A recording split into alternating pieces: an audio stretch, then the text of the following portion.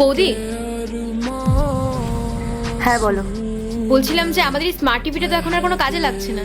Drawing রুমে নতুন টিভিটা আসার পর থেকে এটা তো কেউ ভুলেও চালায় না।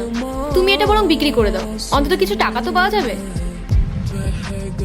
ঠিক বলেছো শ্রেয়া, আজকে তোমার দাদা অফিস থেকে ফিরুক, আমি ওকে বলবো এই টিভিটা বিক্রি করে দিতে। শুধু শুধু এখানে পড়ে আছে, জায়গাটাতে ধুলোও জমছে। ম্যাডাম, একটা কথা বলবো, রাগ করবেন না তো? কি হলো হঠাৎ, তুই আবার কি বলবি?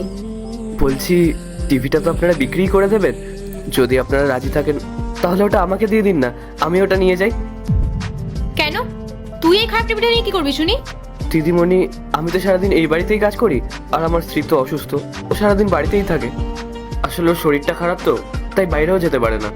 আমি যদি এই টিভিটা নিয়ে যাই তাহলে ও একটু সময় কাটাতে পারবে, এতে একটু গানও শুনতে পারবে, আর মাঝে মাঝে খবরও দেখতে পারবে। ও খুব খুশি হবে দিদিমণি। তাই তো, ওর স্ত্রী তো ঘরে একা বসে থাকে। দেখো শ্রেয়া, এই টিভিটা যদি আমরা বিক্রি করি তাহলে হয়তো আমরা কিছু টাকা পাবো, কিন্তু এটা বিক্রি না করে যদি আমরা ওকে দিই তাহলে ওর কিছুটা উপকার হবে। ঠিক আছে, তুমি যখন বলছো তখন তুমি এটা নিয়ে যাও, কিন্তু হ্যাঁ, টিভিটা মাঝে মধ্যে একটু প্রবলেম করে, সেটা যদি তুমি ঠিক করে নিতে পারো তাহলে আমাদের কোনো প্রবলেম নেই। বৌদি যখন বলছে তাহলে নিয়ে যা। সত্যি দেবেন? ম্যাডাম, আপনাদের অনেক দয়া, আমার স্ত্রী এই টিভিটা দেখলে ও খুব খুশি হবে। আচ্ছা ঠিক আছে, সাবধানে নিয়ে যাও। অনেক ধন্যবাদ ম্যাডাম, অনেক ধন্যবাদ শ্রেয়া দিদিমণি, আপনাদের এই উপকার আমি কোনোদিনও ভুলবো না।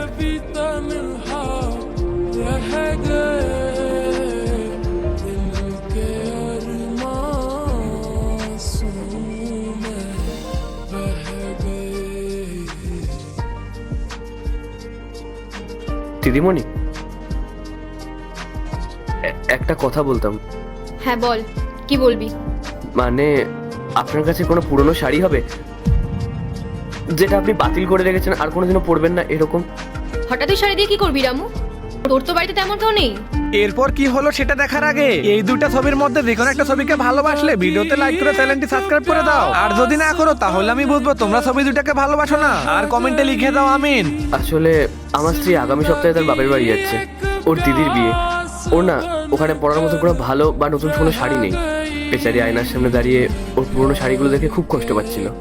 আপনাদের কাছে তো অনেক দামি শাড়ি থাকে, যদি সেখান থেকে একটা পুরনো বাতিল শাড়ি আমি পেতাম তাহলে বেচারি অনেক খুশি হতো। দেখ রামু, আমার শাড়িগুলো তো অনেক দামি, ওগুলো তো স্ত্রী পরতে পারবে না, আর আমার কাছে এখন কোনো বাতিল শাড়িও নেই। তুই যা, নিজের কাজ কর, আমি বৌদিকে জিজ্ঞেস করে তারপর তোকে বলছি। আচ্ছা ঠিক আছে দিদিমণি। পরের পার্ট চাইলে কমেন্ট করো।